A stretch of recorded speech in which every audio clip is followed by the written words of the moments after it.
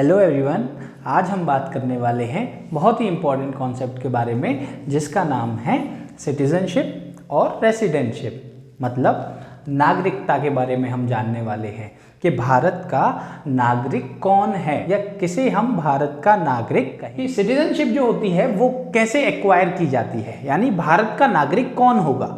हर वो व्यक्ति भारत का नागरिक होगा जो भारत में ही पैदा हुआ है। कहाँ पैदा हुआ है? भारत में ही पैदा हुआ है। ठीक है, भारत में जो जन्म लेता है वो भारत का नागरिक होता है। और साथ में एक कंडीशन और भी है, और जिसके पेरेंट्स भारत के हैं या भारत में पैदा हुए थे। ठीक है, तो जो व्यक्ति भारत में पैदा होता है वो भारत का नागरिक है। नागरिकता होती क्या है? तो नागरिकता का मतलब होता है भारत में वोट देने का अधिकार। क्या? भारत में जिसे वोट देने का अधिकार होगा वही भारत का नागरिक होगा। यानी जिसके पास आधार कार्ड है वो भारत का नागरिक है? नहीं, आधार कार्ड से आप नागरिकता दर्शा नहीं सकते। तो किस चीज से दर्शा सकते हैं बताइए? आप वोटर कार्ड से, वोटर आईडी कार्ड आपकी असली पहचान होती है कि आप किस देश के नागरिक हैं या सिटीजन हैं।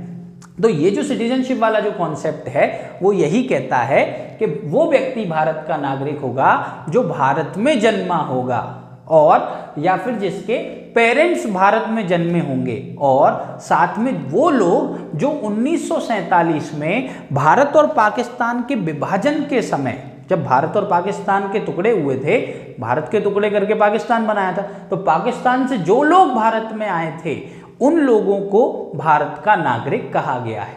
ठीक है, तो आज की बात करें तो आज कौन भारत का नागरिक होगा? वो व्यक्ति जो भारत में पैदा हुआ है वो भारत का नागरिक है, या जिसके पेरेंट्स इंडिया में पैदा हुए थे या ग्रैंड पेरेंट्स, तो वो भारत का नागरिक होगा। तो एक तो ये तरीका है कि अगर आपको भारत की नागरिकता लेनी है तो आपको यहाँ जन्म लेना पड़ेगा, आपके पेरेंट्स यहीं के होने चाहिए। ठीक है, दूसरा तरीका है लीगल प्रोसेस। लीगल प्रोसेस का मतलब क्या होता है? लीगल प्रोसेस का मतलब होता है कि आप यदि सपोज आप एक फॉरेनर हैं और आपको भारत में नागरिकता लेनी है, जैसे कि अदनान समी जो है वो एक सिंगर है, बहुत अच्छा गाना, पाकिस्तान का नागरिक है। अब वो भारत का नागरिक बन गया है। कैसे बना? वो यहाँ तो पैदा हुआ नहीं था, वो तो कहाँ पैदा हुआ था? पाकिस्तान में। तो या पाकिस्तान का नागरिक था, तो वो भारत की उसने नागरिकता ले ली। कैसे ले ली? उसने अपने डॉक्यूमेंट्स फाइल किए, उसने भारत की जो सरकार है उससे इच्छा जाहिर की कि मुझे भारत का नागरिक बनना है। तो भारत की सरकार ने ये देखा कि ये व्यक्ति सच में भारत में ही कमाता है, भारत में ही रहता है, ज़्यादातर समय ये भारत में ही अपना रोजगार पालन करता है और भारत का नागरिक बनने लायक है। ये किसने देखा? ये भारत की सरकार ने देखा। तब जाके भारत की सरकार ने उसे लीगल प्रोसेस से, कानूनी प्रक्रियाओं से गुजार कर भारत का नागरिक बनाया। इतना आसान नहीं है भारत की नागरिकता लेना। वो बात अलग है कि कोई भी कहीं से भी जाके घुस आता है और फिर यहीं नौकरी करता है, यहीं रहता है, यहीं खाता है, यहीं कमाता है और वो अपने आप को भारत का नागरिक समझने लगता है। पर इसका मतलब ये नहीं है कि वो भारत का नागरिक हो गया। वो भारत का नागरिक नहीं है जब तक कि उसके पास वोटर आईडी कार्ड नहीं है। बात समझना, which is the most important document. सबसे ज्यादा जरूरी दस्तावेज कौन से हैं? वो है आपका वोटर कार्ड। ठीक है, तो नागरिकता तो यही होती है। भारत का नागरिक कौन होगा? वो व्यक्ति जो भारत में पैदा हुआ है और या फिर जिसने लीगल प्रोसेस से भारत की नागरिकता ले ली है। ठीक है, उसके अलावा और कोई रास्ता है क्या? और कोई रास्ता नहीं है। भारत का नागरिक बनने के लिए यही दो रास्ते हैं। ठीक है, उसके अलावा अब हम रेसिडेंटशिप क्या होती है? तो बेटा रेसिडेंटशिप को बहुत ध्यान से समझना होगा। रेसिडेंटशिप एक इकोनॉमिक कॉन्सेप्ट है। इकोनॉमिक यानी आर्थिक दृष्टि से देखा गया। जैसे मैंने आपको पिछली वीडियो में बताया था कि नेशनल इनकम होती है। नेशनल इनकम मतलब भारत की आय। तो भारत की आय निकालने के लिए आपको क्या करना पड़ेगा? भारत में रहने वाले टोटल लोगों की इनकम को आप ऐड कर दो। ठीक है, यानी कि भारत के जितने रहवासी हैं, रेसिडेंट्स, रहने वाले का मतलब सिटीजन नहीं, कुछ कुछ भारत के ऐसे सिटीजन भी हैं जो अमेरिका में रहते हैं। ठीक है, या कुछ कुछ ऐसे भारत के सिटीजन हैं जो ऑस्ट्रेलिया में रहते हैं या यूरोप में रहते हैं। ठीक है, तो वो लोग भारत की इनकम में ऐड होंगे क्या? नहीं। कौन होगा? जो भारत में रहता है। रहता है, समझ में आ रहा है? रहने का मतलब होता है रेसिडेंट। जो भारत का रेसिडेंट है उसी की इनकम भारत में गिनी जाएगी। बात समझ में आ रही है? तो भारत की जो रेसिडेंटशिप है वो क्या होती है और वो कैसे एक्वायर की जाती है, आइए देख। चलिए, तो रेसिडेंटशिप जो होता है उस कॉन्सेप्ट को जो कहा गया वो कहा गया नॉर्मल रेसिडेंट, और अगर हिंदी में कहूँ कि रेसिडेंट मतलब कौन, रहवासी या जो भारत में रहता है। तो भारत में रहने की उसकी जो डेफिनेशन जो इकोनॉमिक्स में हम पढ़ाते हैं, बताते हैं, अर्थशास्त्र में वो क्या बताते हैं, वो बताते हैं normal resident is an individual, normal resident is an individual और एन इंस्टीट्यूशन।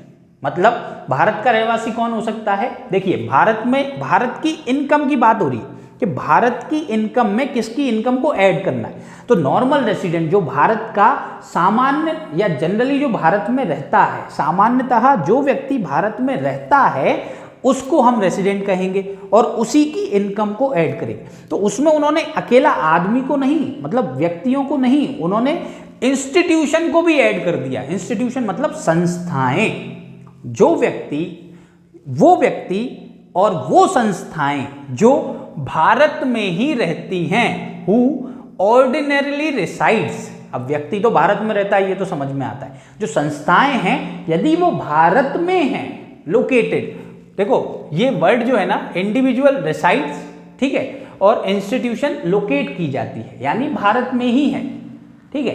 इंडिविजुअल भारत में रहता है, इंस्टीट्यूशन भारत में लोकेट होती है। लोकेशन अगर उनकी भारत है तो वो भी भारत की रेसिडेंट कहलाएंगी।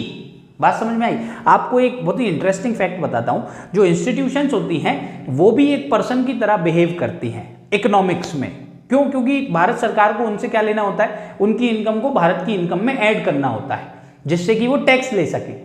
अब सपोज कोई ऑस्ट्रेलियन कंपनी है, उसने इंडिया में दफ्तर बनाया हुआ है, तो वो ये कहेगी भाई मैं तो जो पैसा है ना वो ऑस्ट्रेलिया में ही टैक्स दूंगी उसके ऊपर। तो समस्या खड़ी हो जाएगी, भाई तुम काम यहाँ करते हो, यहाँ से पूरा सब तुम्हारा रोजगार चल रहा है और तुम टैक्स कहाँ दोगे, टैक्स दो ऑस्ट्रेलिया में, ऐसा थोड़ी होता है। तो आपको क्या करना पड़ेगा, आपको यहीं टैक्स देना पड़ेगा। कौन कहता है ये? भारत सरकार कहती है। किससे कहती है? इंस्टीट्यूशन से कहती है। इंस्टीट्यूशन यानी संस्थाएं। संस्थाएं मतलब कंपनीज की बात कर लेते हैं हम। कंपनीज होती हैं, एनजीओज होते हैं, बहुत सारे ऐसे फॉरेन ऑर्गेनाइजेशंस होते हैं, विदेशी organisations, other than international organisation. For example Samsung है, सैमसंग कोरिया की कंपनी है। सैमसंग ने यहाँ ऑफिस बनाया हुआ है भारत में और यहीं वो अपने मोबाइल बनाती है और यहीं बेचती है। अब इनकम अगर सैमसंग ये कहे कि वो इनकम जो है उसके ऊपर मैं यहाँ टैक्स नहीं दूंगी तो समस्या खड़ी हो जाएगी। तो भारत सरकार कहती है आपको यहीं टैक्स देना पड़ेगा क्योंकि आपने ये पैसा यहीं कमाया है। तो जो सैमसंग इंडिया है, सैमसंग इंडिया भारत में लोकेट हो रही है कंपनी, इसका मतलब क्या हुआ, वो भारत की रेसिडेंट होगी। उसका मतलब क्या हुआ, उसका मतलब ये हुआ कि उसे भारत में ही टैक्स देना पड़ेगा। चलिए आगे देखते हैं नॉर्मल रेसिडेंट की डेफिनेशन। क्या डेफिनेशन दी हुई है? Normal resident is an individual और an institution who ordinarily resides in that country और is located in that country and whose center of economic interest also lies in that country। इसका मतलब क्या हुआ? देखिए, या तो वो इंडिविजुअल भारत में रहता हो, या फिर वो इंस्टीट्यूशन भारत में लोकेट हो रही हो, या फिर उसका सेंटर ऑफ इकोनॉमिक इंटरेस्ट, एक ये बड़ा अच्छा पॉइंट है। क्या? Centre of economic interest. इसका मतलब क्या होता है? देखिए ये नीचे समझाया गया है। सेंटर ऑफ इकोनॉमिक इंटरेस्ट का मतलब होता है कि वो जो इंडिविजुअल है, यानी वो व्यक्ति जो भारत में रहता है, अकेला रहना काफी नहीं है, रहने के साथ साथ, अकेला रहना काफी नहीं है, रहने के साथ साथ वो व्यक्ति यहीं कमाता है, यहीं खर्च करता है और यहीं बचाता है। भारत में वो व्यक्ति जनरली यहीं रहता है। अच्छी बात है भाई, रहता है ना। रहने से क्या, रहने से रेसिडेंटशिप हो जाती है? नहीं, रहने के साथ साथ उसे 3 काम और करने पड़ेंगे। कौन कौन से? यहीं कमाना पड़ेगा, यहीं खर्च करना पड़ेगा और यहीं बचाना पड़ेगा। तो अर्निंग, स्पेंडिंग और सेविंग, यदि वो ये 3 काम भी भारत में करता है तब हम उसे रेसिडेंट कहेंगे। बात समझ में आई? तब हम उससे भारत में टैक्स मांगेंगे। बात सिर्फ टैक्स की है या इनकम में काउंट करने की है कि उस व्यक्ति की इनकम कहाँ काउंट होगी। सपोज एक एंड्रू भैया थे, वो कहाँ के थे? वो यूनाइटेड किंगडम के थे, यानी यूके के थे, लंदन में रहते थे। लंदन से वो भारत आ गए और भारत में रह के मथुरा में बस हरे राम हरे कृष्णा करते रहते हैं, परंतु उनका पैसा कहाँ से आता है? विदेश से आता है। तो उस पैसे पे हम टैक्स लगाएंगे क्या? नहीं। अगर वो भैया यहीं रहते हैं, हरे रामा हरे कृष्णा करते करते उन्होंने गाना शुरू कर दिया, उससे पैसे लेना शुरू कर दिए, इनकम होने लगी, तो वो जो इनकम है वो भारत में उनकी काउंट होगी कि भाई ये इनकम जो है ये भारत की इनकम। पर यदि वो यहाँ कमाते ही नहीं है, अगर ये तीनों काम करना जरूरी है, बात समझ में आ रही है, तो उस व्यक्ति को जो ये तीनों काम यहाँ करेगा, रहने के साथ साथ ये तीनों काम करेगा, उसी को हम भारत का रहवासी कहेंगे। क्या कहेंगे? रेसिडेंट। ठीक है, नॉर्मल रेसिडेंट। क्या कहेंगे? Normal resident. तो normal resident is an individual और an institution who ordinarily resides और is located within the domestic territory of that country and whose centre of economic interest also lies in that country. Centre of economic interest का मतलब क्या होता है? तीन चीजें, earning, spending and saving. ठीक है, उसके बाद बात आती है किन लोगों को आप रेसिडेंट नहीं मानेंगे, यानी किन लोगों की इनकम को आप भारत में ऐड नहीं करेंगे। तो देखिए बेटा, फॉरेन टूरिस्ट, जो विदेशी लोग जो यहाँ घूमने आते हैं, या विजिटर्स जो घूमने आते हैं, स्टाफ ऑफ एम्बेसीज, जो विदेशी लोग जो यहाँ विदेशी एम्बेसीज में काम करने आते हैं। एम्बेसी का मतलब जानते हैं आप, पिछली वीडियो में बताया था मैंने। ठीक है, तो देख लेना, जिनको एम्बेसी का मतलब नहीं पता है वो पिछली वीडियो जरूर देख लेना। ठीक है, तो अब बात करते हैं स्टाफ ऑफ इंटरनेशनल ऑर्गेनाइजेशंस। जो इंटरनेशनल ऑर्गेनाइजेशंस होते हैं जैसे कि WHO, UNO, यूनेस्को और भी बहुत सारे ऑर्गेनाइजेशंस होते हैं, उनका जो स्टाफ है वो जिस भी देश का होगा वहीं वो टैक्स पे करेगा, यानी उसकी इनकम उसी देश में गिनी जाएगी। उसकी इनकम को हम भारत में नहीं गिनेंगे। क्यों? क्योंकि ये ही भारत की टेरिटरी में नहीं आते, तो फिर इनमें काम करने वाले लोगों को हम भारत में क्यों गिनेंगे? ठीक है, हाँ, अगर वो व्यक्ति जो यहाँ काम करता है और भारतीय है तो उसकी इनकम भारत में गिनी जाएगी। ठीक है, अब उसके बाद क्या है? Crew members. क्रू मेंबर कौन होते हैं भैया? क्रू मेंबर का मतलब होता है वो लोग जो आपने देखा होगा वो जहाज होते हैं। कौन से जहाज? जो जिनमें क्रू चलता है। क्रू का मतलब क्या होता है? वो जहाज जिनमें वो टूरिस्ट को लेके जाते हैं इधर से उधर, जो शिप्स होती हैं। अब उनमें बहुत सारा स्टाफ होता है, जो केटरिंग का होता है, डांसिंग का होता है, फ्लोर क्लीनिंग का होता है, बहुत सारा स्टाफ होता है। तो वो स्टाफ भी भारत की टेरिटरी में नहीं आएगा। अब वो क्रू क्या होता है? वो बहुत लंबे समय तक खड़े रहते हैं। बात समझ में आ रही है? अब कोई अमेरिकन है, वो क्रू पे इंडिया आया हुआ है, तो क्या वो भारत का नागरिक हो जाएगा या भारत का रेसिडेंट हो जाएगा? नहीं, वो वहीं का रेसिडेंट रहेगा। ठीक है, उसके बाद क्या हुआ? Border workers. ये बॉर्डर वर्कर्स कौन होते हैं? जैसे बांग्लादेश की हमारे से बॉर्डर लगी हुई है। ठीक है, बांग्लादेशी जो लोग हैं वो सुबह आते हैं, यहाँ काम करते हैं भारत में, और शाम को फिर बांग्लादेश चले जाते हैं। ऐसे पाकिस्तान के साथ भी होता है, बर्मा के साथ भी होता है। ऐसे बहुत सारे हमारे जो नेबरिंग कंट्रीज हैं, उनके जो लोग काम करने भारत में आते हैं, वो लोग काम करके वापस चले जाते हैं, तो उन्हें भी हम भारत की सीमा में नहीं गिनेंगे। ठीक है, उसके बाद एक कंडीशन सब में लगाई हुई है। क्या कंडीशन है?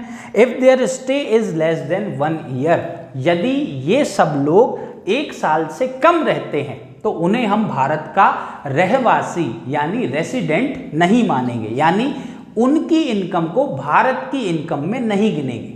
तो किन की इनकम को गिनोगे? जो भारत में 1 साल से ज्यादा रहते हैं और यही कमाते हैं, यही खर्च करते हैं, यही बचाते हैं, सब कुछ यही करते हैं। वो तो सीधी सी बात है। ठीक है, तो आज हमने जो पढ़ा उसका हम क्विक रिवीजन कर लेते हैं। हमने पढ़ा एक सिटीजनशिप पढ़ा, एक रेसिडेंटशिप पढ़ा। सिटीजन कौन होता है? सिटीजन वो व्यक्ति होता है जो या तो भारत में पैदा हुआ हो या